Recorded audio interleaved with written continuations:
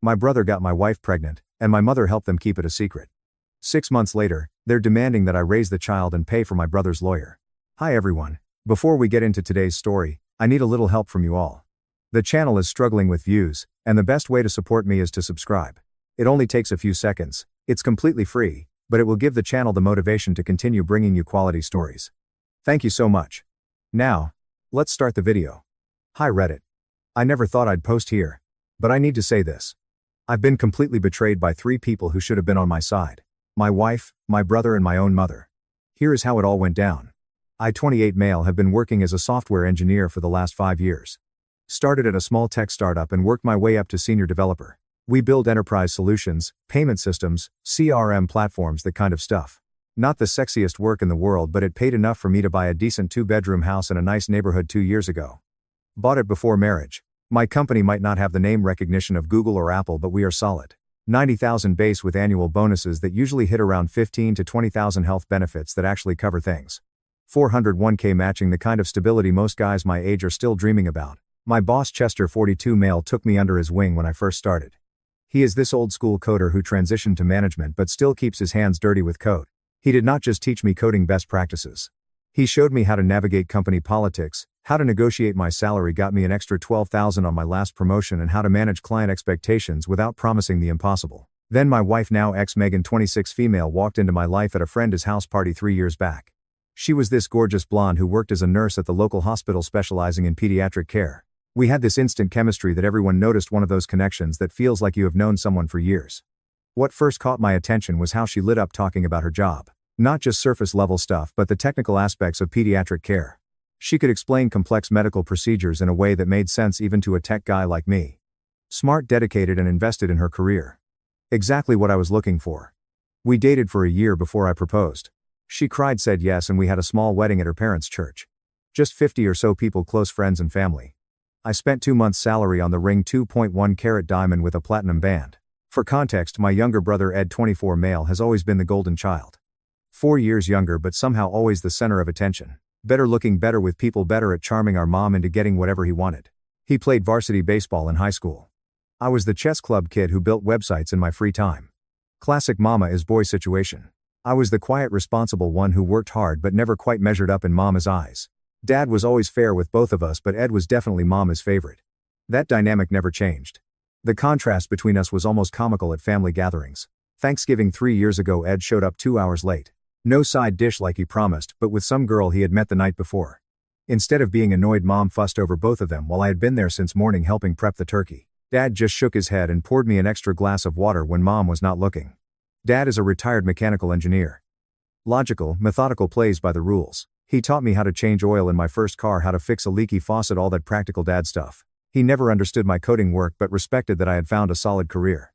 Mom is a former elementary school teacher who retired early when Dad's engineering firm took off. Always had a soft spot for Ed, who she called her sensitive artistic soul. After college I went straight into coding while Ed bounced around between jobs. He would work somewhere for a few months, get bored, then quit. Always had some story about toxic management. Meanwhile, his credit card bills somehow became Mom and Dad's problem. Twice I bailed him out of minor legal trouble. Once for driving with an expired license and once for trespassing at an ex-girlfriend's apartment. Cost me nearly $3,000, which he promised to pay back as soon as things turned around. Eventually I helped him get a position at my company in the sales department. Chester, my boss, was hesitant. He had met Ed at our company Christmas party the year before and was not impressed, but I vouched for him. Said I would keep him in line.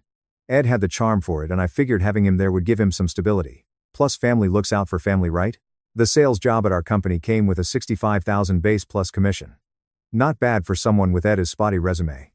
I spent 3 weekends coaching him on our products, the industry terminology. Told him this was his chance to build something real. He seemed grateful, said all the right things. Chester gave me one of those "I hope you know what you are doing" looks when I introduced them. Megan and I settled into married life pretty well. Our relationship was not Hollywood movie material, but it was solid. We talked about starting a family maybe in a year or 2. I spent weekends working on the house, installed a new kitchen island, built a deck in the backyard, all that homeowner stuff. Megan decorated the place, making it look like something out of those home design magazines. I put about $20,000 into home improvements over that first year. New hardwood flooring in the living room, upgraded the master bathroom with a rainfall shower and heated floors, landscaped the backyard. Every penny I put in was raising the property value plus giving us a place we both loved. The first year was good. We had our routines. Sunday morning pancakes. Wednesday date nights, the occasional weekend trip to her parents' lake house. We hosted game nights with friends. Took a cooking class together.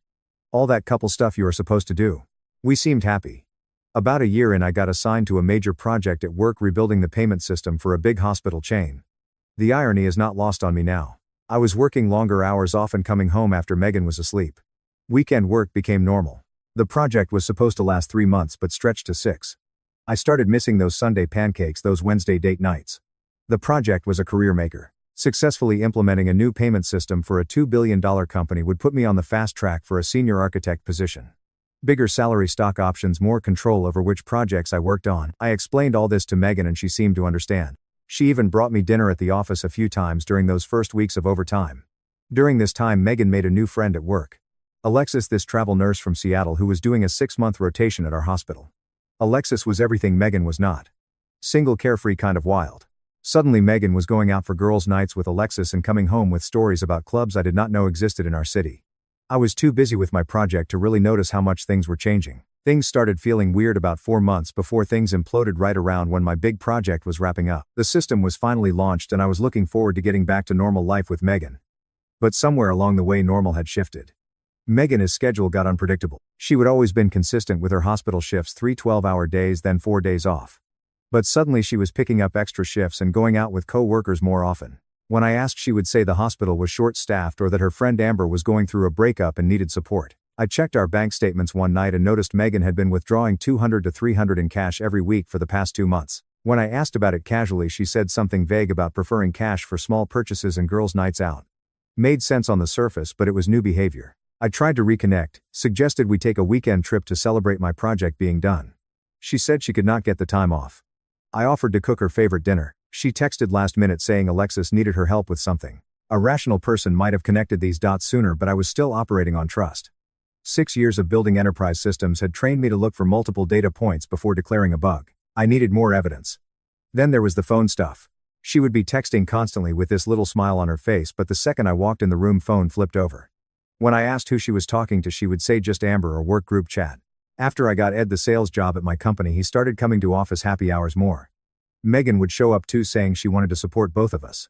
There was this one night at Barley's where I got stuck talking to a client who showed up unexpectedly. I was across the room for maybe 45 minutes. When I finally broke free, I found Megan and Ed in this deep conversation in a corner booth, heads almost touching. They jumped a little when I walked up. Ed immediately launched into the story about a potential lead at the hospital where Megan worked. How they were discussing an in with the procurement department made sense on the surface. What did not make sense was how Ed's hand lingered on Megan's arm a beat too long, or how Megan's cheeks were flushed in that way I recognized from our early dating days. But again, my own brother, my own wife, I filed it away as an anomaly, not a pattern. Ed started showing up at our place unannounced too. He would bring Megan these little gifts, her favorite coffee from that specialty shop downtown, fancy chocolates or candles she liked. When I thanked him for being thoughtful, he would say, like, just looking out for my sister-in-law. I actually thought it was nice at the time. Freaking clueless. At work, Ed was actually doing well in sales. Hit 115% of his quota 3 months in a row. Started dressing better, seemed more focused. I was secretly proud that my helping him had paid off.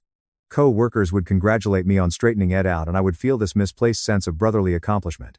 Then about 2 months after Megan started getting sick in the mornings, I would hear her in the bathroom at 6 a.m. The shower running to mask the sounds. One morning I got up to check on her, held her hair back while she threw up. I suggested maybe she was pregnant and she freaked out, like genuinely panicked. Said it was just a stomach bug going around the hospital. She immediately scheduled a doctor's appointment but did not want me to go with her. Said it was nothing to worry about. I had been tracking her cycle on my calendar. We were supposedly trying for a baby after all. She was 2 weeks late, which had never happened before. I did not press her on it though, figured she would tell me when she was ready. Maybe she wanted to be sure before sharing the news. My friend Kevin, who works in hospital administration not at Megan's hospital, met me for drinks around this time. He asked how things were going and I mentioned Megan's mysterious stomach bug. Morning sickness, bro, he said with a wink. I told him Megan denied it and he got this weird look on his face. You two still trying? When I said yes, he just nodded and changed the subject. Later that night he texted me, hey man, not trying to cause trouble, but how is Ed doing at your company? I replied that he was doing fine, hitting his sales targets.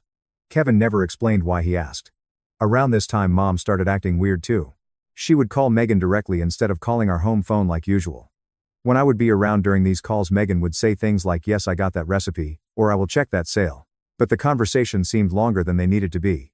Once I walked in while they were on speaker and Mom quickly said, oh, Josh is home. We will talk later.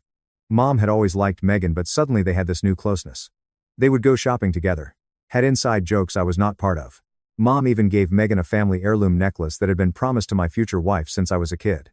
When I mentioned being surprised by this, Mom said, "Well, she is your wife now, is not she?" Something in her tone felt off. Everything fell apart on a Thursday in April. I was working from home while Megan had a shift at the hospital.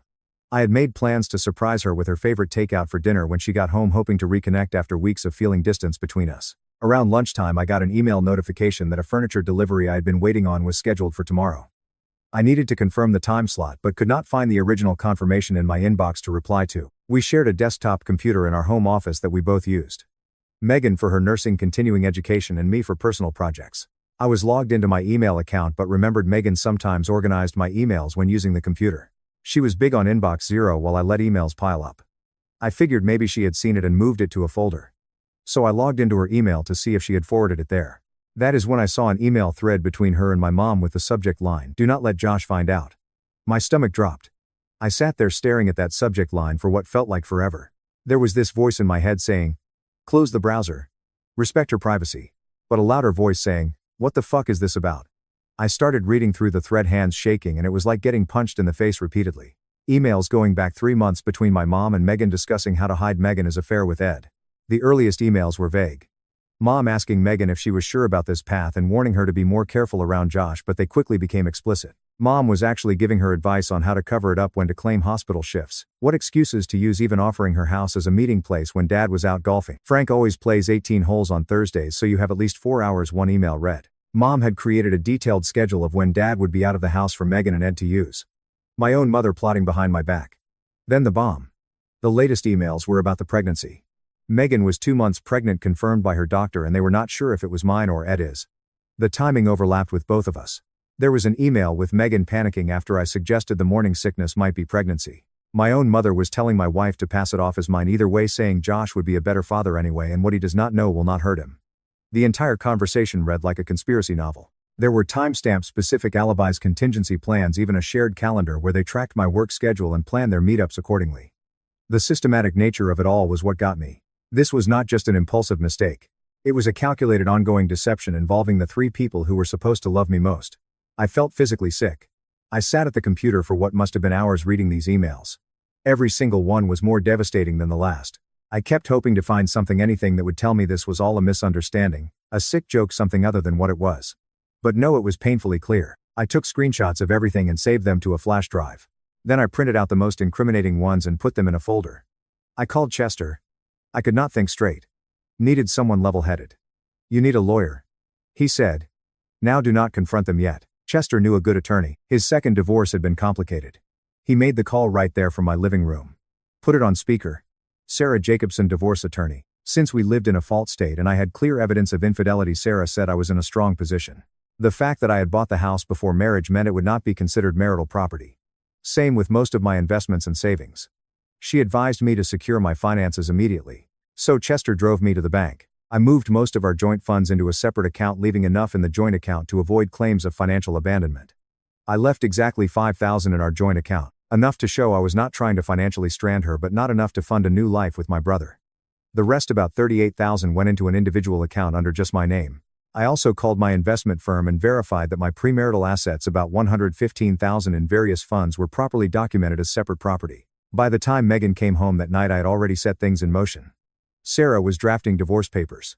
Chester had helped me regain some composure. I did not confront Megan that night. I was still in shock and I needed to think strategically. "How was your shift?" I asked, my voice surprisingly steady. "Exhausting," she said, detailing some fictional emergency room crisis. I watched her lie to my face, thinking about the emails where she described meeting Ed at my mother's house that very day. The hardest part was pretending everything was normal while my entire life was imploding. She asked why Chester's car had been in our driveway earlier. Apparently the neighbors had mentioned it. I said we had been discussing a work project, another lie to add to the pile. Over the next few days I acted normal while setting everything in motion.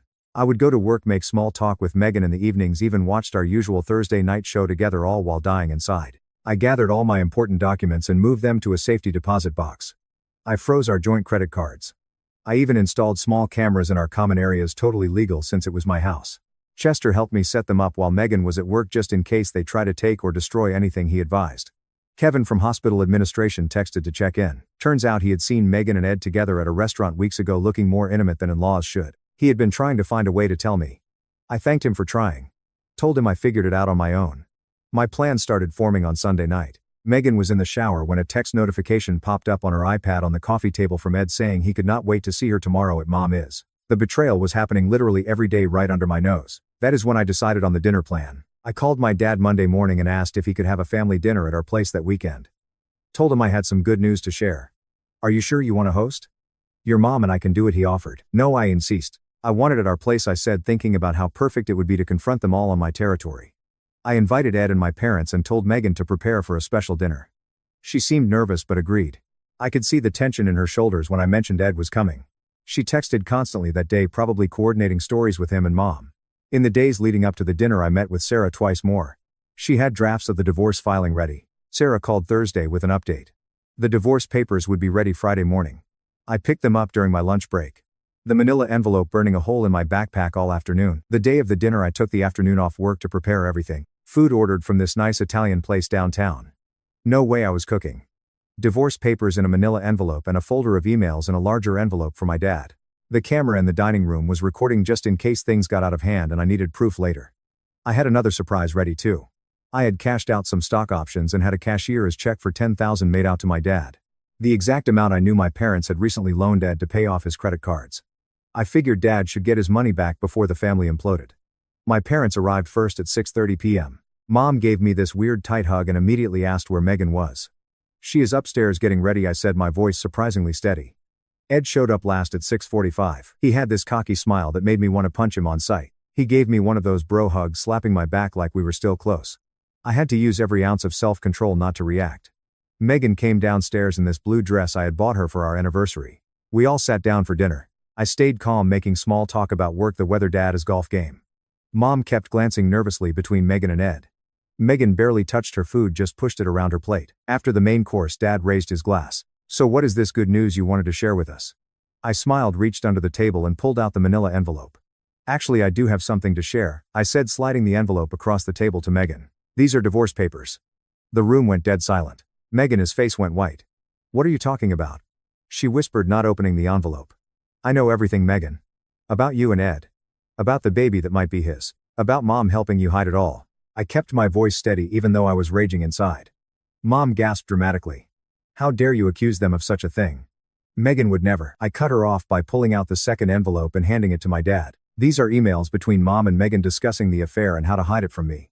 Been going on for at least 3 months. Dad, his hands shook as he started reading.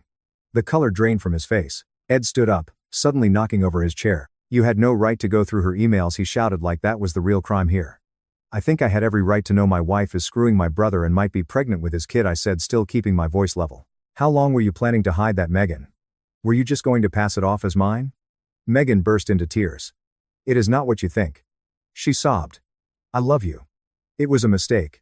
A 3-month mistake with my brother while my mother covered for you. I laughed, but there was no humor in it. And now you are pregnant. Mom tried to reach for the papers Dad was reading, but he held them away from her. Catherine, what is this? He asked, his voice dangerously quiet. Did you help them hide this from Josh? My mother, his face had gone from fake shock to panic. Megan, you told me you were sure it was Josh's, she said, suddenly throwing Megan under the bus to save herself. Dad looked up from the emails, his face hard as stone. Catherine, did you know about this? Did you help them hide this from our son? His voice was quiet but deadly serious. Mom started crying, trying to play victim. I was just trying to protect the family. Ed made a mistake, but breaking up the family would not help anyone. Ed, the smug piece of shit, actually scoffed. Come on, it is not that big a deal. Megan and I connected. It happens. Josh is always working anyway. Barely pays attention to her. Something in me snapped. I stood up, walked around the table and punched him square in the nose.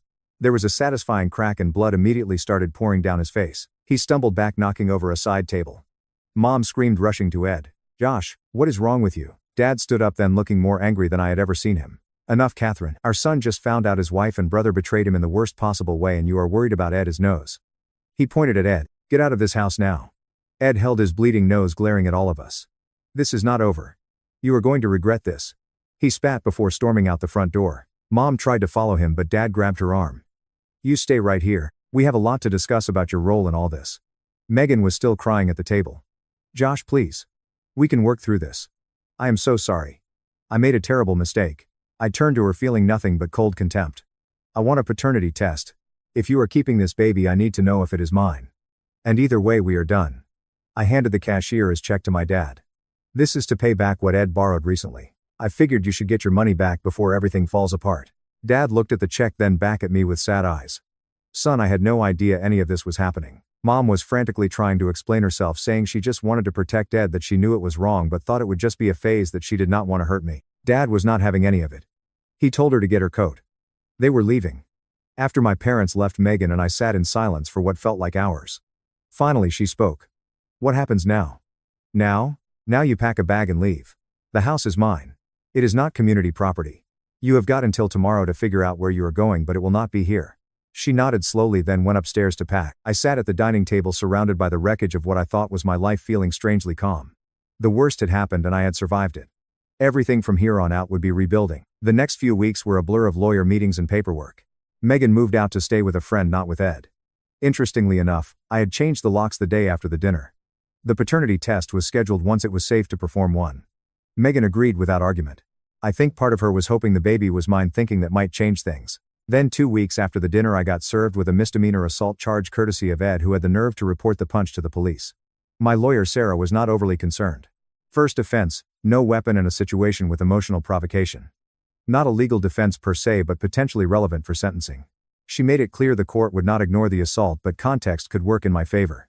3 months later we had our hearing. Ed showed up with his arm around Mom, playing the victim like a pro. I came with Sarah and 2 character witnesses from work, including Chester, who spoke to my history of professionalism and restraint. The judge reviewed the incident, heard testimony about the circumstances leading up to it, and accepted some contextual evidence regarding the affair, not as justification but as background. In the end, the court found me guilty of simple assault and imposed a $500 fine, noting that it was an isolated act in response to a deeply personal betrayal. The judge did not mince words, saying I had let emotions override better judgment, but also implied that Ed was fortunate things had not escalated further. Mom looked mortified. Ed glared like he expected applause. I considered it $500 well spent. Dad called me the day the assault charges were filed. He was furious, not at me but at Ed. He told me he had already taken steps to remove Ed from his will entirely. When Mom found out, she apparently had a complete meltdown, threatening to leave Dad if he went through with it. I told her she was welcome to leave, but she should know I would make sure she got nothing if she chose Ed over our family. Dad told me that shut her up pretty quick. My dad, his finances are no joke. 30 years at his engineering firm Smart Investments Real Estate Holdings. No wonder Mom freaked out when Dad threatened to cut Ed out. Mom, his true colors showed through this whole thing. She had raised Ed to think he could do no wrong, and now she was facing the consequences of creating such an entitled jerk. Dad said she was still moping around the house, crying about how her family was falling apart. But at least she had stopped defending Ed openly. Dad came by the house a week after the dinner. He brought his tools and helped me repaint the living room and master bedroom, erasing any hint of Meg and his decorating choices. We did not talk much while we worked, but when we finished he put his hand on my shoulder and said, "You are handling this better than I would have at your age. I am proud of you." That meant more than he knew. I went back to work after a week off. Chester had told the team I was dealing with family issues and needed space. When I returned, he had moved my desk to a different floor from Ed's department. Smart move. I found out later that Chester had also put Ed on a performance improvement plan, citing ethical concerns in his file. Technically, sleeping with your brother's wife is not a fireable offense. But Chester found ways to make Ed's work life difficult without crossing any human resources lines. Meg and his religious parents found out about everything from my dad, who felt they deserved to know what their daughter had done. They were devastated. Her dad called me personally to apologize, saying they had raised her better than this. They told Megan she was not welcome in their home until she found her way back to God. Pretty harsh, but I could not blame them for being disappointed. Ed and Megan eventually ended up renting an apartment together, though from what I heard they were far from happy. Mom was their only visitor, sneaking over when she thought Dad would not notice. I cut all 3 of them out of my life completely. Changed my number, blocked their emails, the works. Dad was the only family member I still talked to. The paternity test results came back. The baby was not mine.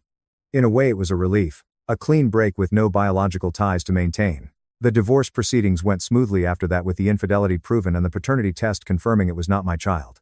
Since we lived in a fault state, Megan got almost nothing. I kept the house, my retirement accounts, and most of our assets. She did not even fight it. I think she knew she had no grounds to. Our friends mostly took my side, especially after they learned the full story. A few tried to stay neutral, saying there are 2 sides to every story, but they faded away pretty quickly. My real friend stepped up, invited me over for dinner, checked in regularly, did not let me isolate myself. I threw myself into work, took on a new project rebuilding a major insurance company as claims processing system. The 70-hour weeks kept my mind off everything. Chester started grooming me for a technical director position, faster advancement than I had expected, but I was ready for it. I also joined a gym, hired a trainer who kicked my ass 3 times a week, lost the 15 pounds I had gained during my marriage, put on some muscle, started running again, did a half marathon 6 months after the divorce. Dating was the last thing on my mind for a long time. Friends tried to set me up, but I was not ready. Trust issues do not disappear overnight. 6 months after everything went down, I was in a good place. The divorce was finalized, the assault charges were settled with a small fine, and I had been promoted at work. The house was finally feeling like mine again after I renovated and got rid of everything that reminded me of Megan. I completely gutted the master bathroom. New tile, new fixtures, new everything. Converted the guest bedroom into a home gym, built a custom entertainment center in the living room. The house became a project that kept my hands busy and my mind focused. By the time I was done, it looked nothing like the place where Megan and I had lived together. My finances were looking better than ever.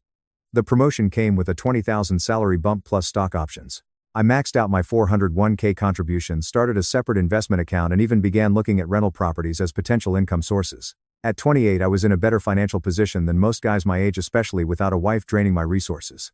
Then out of nowhere, I got a text from Mom asking to meet at a diner downtown. Said it was important and she needed to talk to me in person. I agreed to meet her during my lunch break, making it clear I only had 30 minutes. When I arrived at the diner, I immediately regretted coming. Mom was not alone. Megan was sitting next to her, looking exhausted with a baby carrier on the booth seat. I almost walked out, but Mom spotted me and waved frantically. I went over and sat down across from them, not bothering with greetings. "What is this?" I asked, looking directly at Mom. She had the decency to look uncomfortable. "Your father does not know I am here," she admitted. "But I needed to talk to you. Ed has been arrested." That got my attention. "Arrested for what?" "He was caught embezzling money from the company, and he also got a DUI last week." Mom said, her voice cracking. "He is facing serious jail time. I need your help to bail him out." I just stared at her in disbelief. "You want me to bail out the brother who slept with my wife, got her pregnant, and then pressed assault charges against me? Are you insane?" Looking closer, I could see Mom's designer handbag was scraped and worn. Her manicure chipped. Dad must have cut off her spending. "Good for him." Megan spoke up, then her voice small. "Ed left us right after Lily was born," she said, gesturing to the baby. "He said he was not ready to be a father. He was drinking a lot. Sometimes he would get angry, push me around." I felt nothing. Not satisfaction that their relationship had imploded. Not pity for her situation. Just nothing. "He hit her, Josh," Mom said, like that would somehow make me care. "And now she is alone with the baby. No job. No support." I looked at Megan. "And what do you want from me?" She started crying. "I do not know what to do. My parents will not talk to me. I cannot work with a newborn. Ed drained our bank account before he got arrested.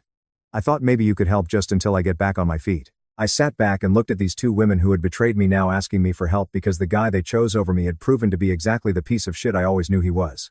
Mom nodded.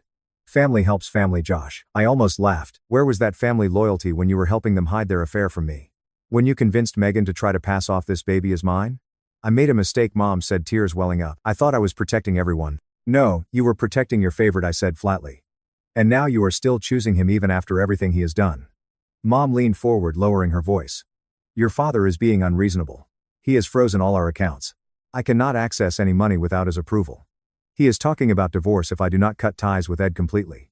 "Sounds reasonable to me," I said. "Dad is finally standing up for himself." I stood up, taking out my wallet. I dropped one card on the table for a women's shelter. "This place can help you, Megan." "I will not. As for Ed, he can rot in jail for all I care." I looked at Mom. "Do not contact me again. Tell Dad I miss him and he is welcome to call me anytime." I walked out without looking back. In my car, I sat for a moment expecting to feel something. Anger, vindication, maybe even pity. But nope, they were not my problem anymore. I had rebuilt my life from the ashes they had left, and I was doing just fine without them. That night Dad called me. He had figured out where Mom had gone and why. He apologized for her behavior and assured me he had no intention of helping Ed either. We talked for almost an hour about work, about the house, about the new woman I had been seeing. Normal father-son stuff. Then months later I heard through mutual friends that Ed had taken a plea deal, 18 months for embezzlement. Megan had moved back to her hometown, apparently reconciled with her parents enough that they were helping with the baby. As for me, the promotion at work turned into a director position overseeing a team of 15 developers. I bought a rental property that is already generating positive cash flow. I am planning a 2-week hiking trip through Yellowstone next summer. Something I have always wanted to do but never made time for. Life is not perfect, but I am moving forward. And I know now that I am stronger than I ever thought possible. Some days that is. Thank you so much for watching until the end. If you really like our videos, please don't forget to like, share, and subscribe. Have a great day.